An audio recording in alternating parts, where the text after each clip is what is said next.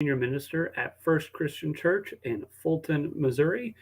And each week, about this time, we stop what we're doing and offer you a devotion, hoping to dive a little bit deeper into the grace. I think today, of all days, we might need a little bit a breakup of the monotony with being snowed in. And so I thought today would be pretty good right now, about now.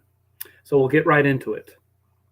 I'm sure you know the advice mothers and grandmothers have been given for what I'm sure has been centuries.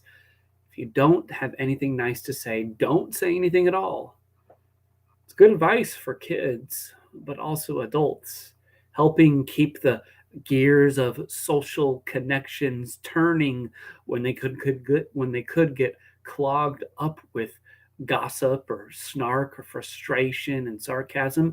It's better to keep your trap shut if you can't find a single thing to say to help build up whomever you're speaking with.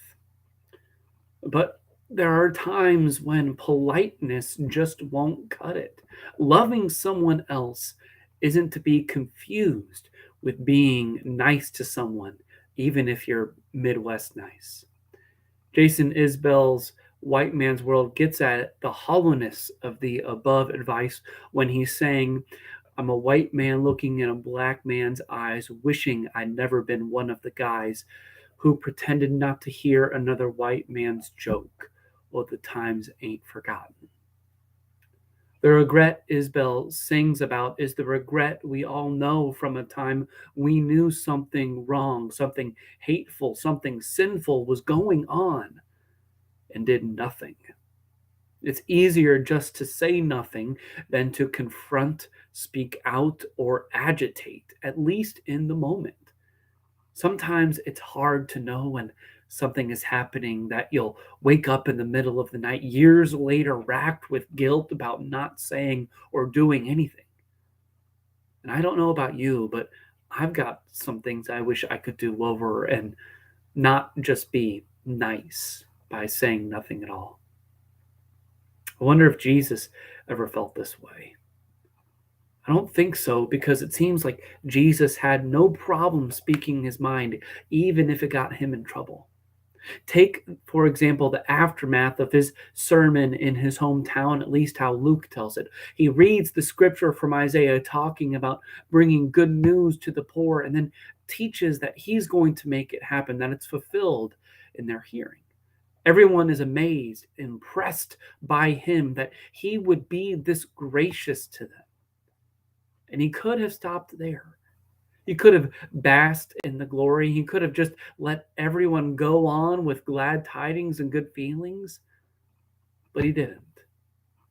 He pushed the envelope, knowing his gracious words and actions weren't just those who looked, talked, and thought like him.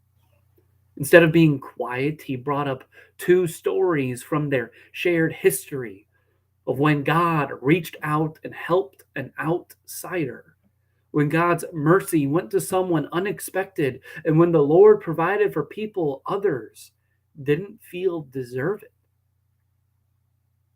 And it wasn't well received, his stories. The people got mad and tried to kill him. Maybe a bit of an overreaction, but I'm sure you've felt hot with anger when someone has indicted you.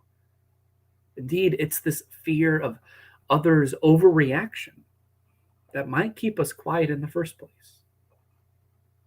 And of course, Jesus escapes this time, but there will come a time when he won't.